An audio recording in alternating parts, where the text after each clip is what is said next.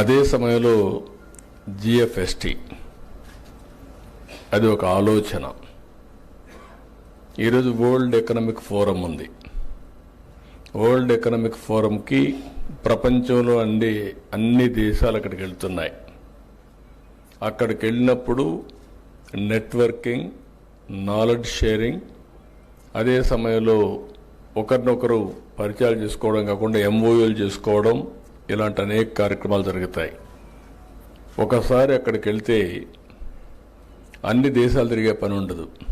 మనం ఎవరిని కావాలంటే వాళ్ళని కలిసి మన బిజినెస్ ఒకసారి రెన్యూ చేసుకొని కొత్త విషయాలు నేర్చుకొని మనం వస్తూ ఉంటాం. అందుకే 95 నుంచి నేను ఎప్పుడూ చెప్తా ఉంటాను, ఒక విద్యార్థిగా నేను ఉంటాను, అనునిత్యం నేర్చుకుంటానని చెప్పాను. అదేవిధంగా ప్రతి సంవత్సరం కూడా వెళ్తాను. ఈ సంవత్సరం కూడా మళ్ళీ వెళ్ళొచ్చాను. దానివల్ల అనేక విషయాల్ని రెన్యూ చేసుకునే అవకాశం వస్తుంది.